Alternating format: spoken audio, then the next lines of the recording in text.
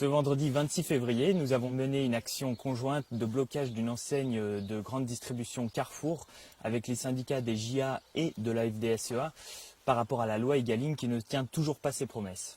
Cette intersyndicale montre bien que nous partageons les mêmes préoccupations, qu'elles soient économiques ou sociales, et qu'il est absolument nécessaire que nous nous regroupions par rapport à ces questions de prix et de revenus. Un peu plus tôt dans la matinée, nous avons mené avec la Confédération paysanne de Haute-Vienne une action pour dénoncer ce qu'on appelait l'agri-washing.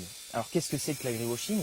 C'est le fait que la grande distribution prenne en otage les paysans et les paysannes en tirant toujours plus les prix vers le bas, dans le but d'augmenter leurs marges et dans l'unique objectif d'augmenter les dividendes aux actionnaires et certainement pas dans un but de mieux rémunérer les producteurs ou bien les salariés.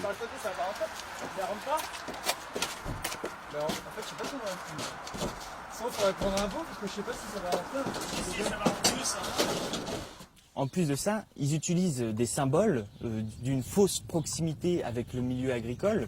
C'est l'image bucolique d'un paysan sur un paquet de chips, ou bien encore c'est ces vaches en plastique qui sont sur le bord de l'autoroute A20 que l'on croise tous les jours. Et nous pensons que c'est une réelle provocation. Pour dénoncer cela, on a décidé de déboulonner une de ces vaches, que nous avons appelée Paillette, pour la prendre en otage. Elle boive quand même, la pauvre. Elle est complètement assoiffée.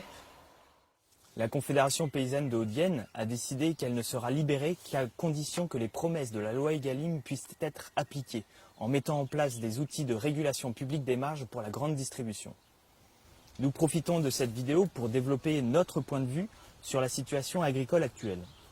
La question du prix bloque également la possibilité de changer de modèle agricole vers un modèle plus vertueux qui répondrait aux enjeux de la société, qu'ils soient environnementaux ou sociaux.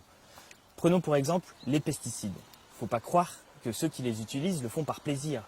L'immense majorité est obligée de les utiliser pour ne pas augmenter leur coût de production, ce qui les mettrait dans une situation économique encore plus difficile qu'aujourd'hui. Ce changement de modèle vers une agriculture paysanne nécessiterait également l'augmentation du prix de l'alimentation aux consommateurs. Et cela va causer des problèmes en termes d'accessibilité des denrées alimentaires. Et ça, nous le voyons bien aujourd'hui, ce n'est pas les classes populaires que nous retrouvons dans les magasins bio.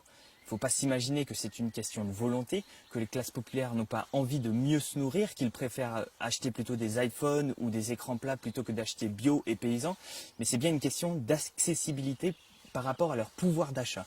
Pour illustrer ce point de vue, voici un graphique de l'INSEE représentant l'évolution des parts des différents postes du budget des ménages français entre 1971 et 2007. Sont représentés les postes de logement, de l'alimentation, du transport et enfin des loisirs et de la culture. Nous pouvons observer le prix des loyers qui augmente de manière quasi proportionnelle par rapport à la baisse du poste de l'alimentation. Les transports et les loisirs, quant à eux, sont des postes qui se maintiennent.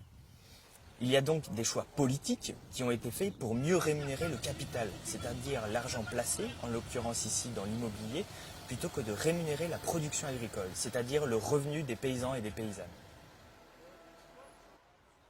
Vous l'avez compris, pour changer de modèle agricole, il va falloir remettre en cause pas mal de choses dans notre société et nous n'y arriverons certainement pas sans une mobilisation massive de tous les mangeurs et les mangeuses qui pourraient s'inclure, par exemple, dans un grand mouvement social de l'alimentation.